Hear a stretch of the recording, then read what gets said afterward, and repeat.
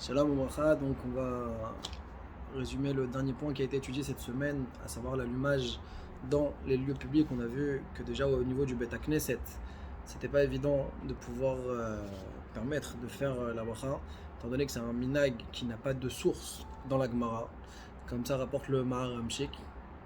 Mais on voit que dans le Shulchan Aruch, Tav Shin Aleph, la lacha a été tranchée qu'on allumera Ner Hanouka au Bet Knesset. Et comme ça valide le rivage que c'est un minag qui est nachon. Le Khatam Sofer, lui, ne faisait pas la bracha au Bet Knesset. En tout cas, pour cette raison, il avait un chachage de Safek bracha levatala. Le Minchat Yitzhak qu'on a vu, pareil, lui aussi par rapport aux endroits publics, ou le public, un allumage aux Champs-Élysées par exemple, il se pose la question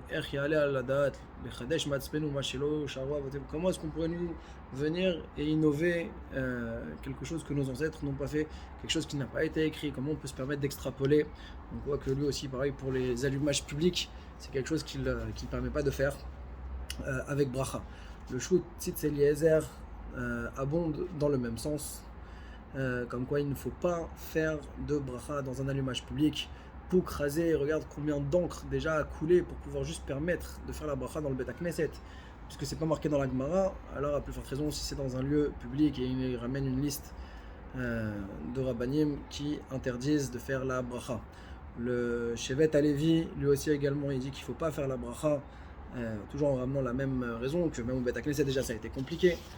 Et il dit que, en plus de ça, c'est qu'un allumage public ne ressemble pas à l'allumage du Bet Knesset.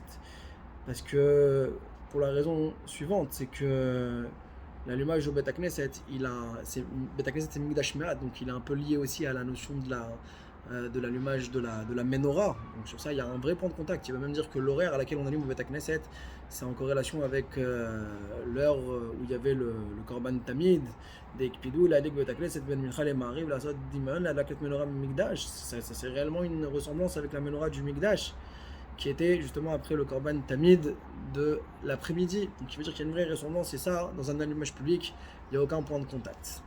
Le Rav Yosef, dans son shoot Yabia Omer, il soulève le problème, et effectivement, après avoir ramené toute la liste des rabbanim qui interdisent, assez étonnamment, il rapporte que quand même ceux qui allumeraient dans les lieux publics, ils auraient sur qui s'appuyer, pour la raison que le Pirsoumen Issa est la raison principale qui a été ramenée, qui justifie aujourd'hui ce minag-là, et que le Pirsoumen Issa est encore plus grand quand il est fait dans un lieu public, et c'est la raison que rapporte le Kolbo, et donc on pourrait peut-être se considérer que ce soit la raison principale qu'il faudrait retenir. En tout cas, il dit que on pourrait s'appliquer sur ça. Il donne quand même néanmoins une recommandation, qu'il est bon de faire une tefila là-bas, dans cet endroit-là, juste après l'allumage, pour donner un petit peu une petite emprise d'un Bet Knesset. Shabbat Shalom.